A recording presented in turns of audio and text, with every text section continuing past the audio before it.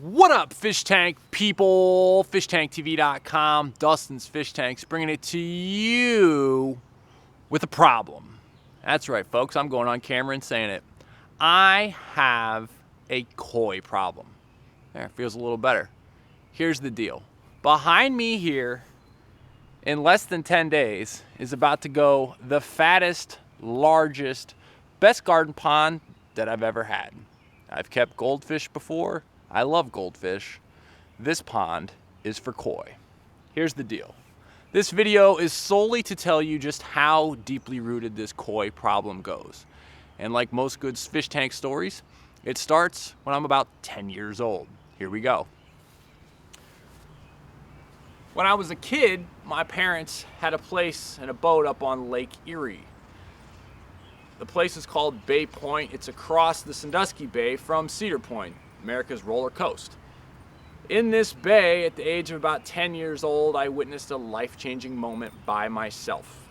I was out in a little 8-foot white sandpiper dinghy, cruising in the Sandusky Bay, little 6-horse Johnson motor behind me. I'm cruising along the bay and I notice inside about a half a football field size little basin, a bunch of fish. I could see the tops of their fins swimming around. I pull the motor up.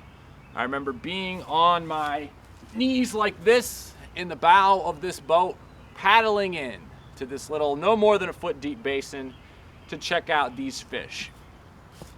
They were carp, but these weren't just any carp. These were carp aggressively swimming against each other, pounding each other, slamming each other. There was a ton of them too, probably 50 to 100 of them, all in this tiny little basin. I didn't know it at the time, but this was carp spawning behavior, and they were spawning like mad. I was in the bow of the boat and I'm looking at all these fish. Part of me, to be honest, was scared. There were so many of them, it was kind of overwhelming. I was a little taken back by it. But I remember looking at these fish and noticing something. First of all, these were big fish for me. I'm 10 years old. These fish are all this big. This is a big deal. These are big fish. You don't see these every day. I've also got like no way to, show anybody what I'm doing here. But I'm seeing these big fish pounding each other and I noticed something on them. And I noticed what the Japanese noticed hundreds and hundreds of years ago about these fish. Some of these fish had a goldish color to them. Some of them had a little bit of orange color to them. Some of them had silverish color to them. To be fair, most of them were turd brown. But what I saw and what the Japanese saw and took advantage of hundreds of years ago is variations in their color pattern.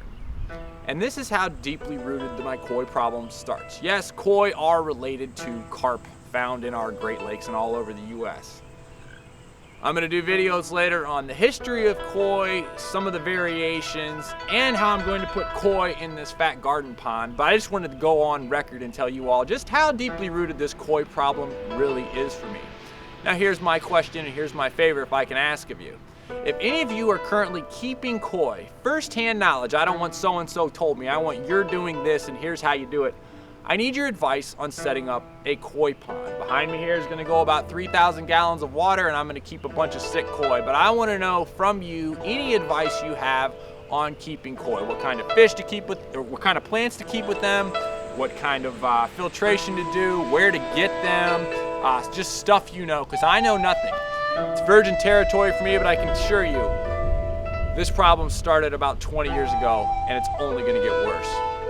Thanks for your help, everybody. Tank on.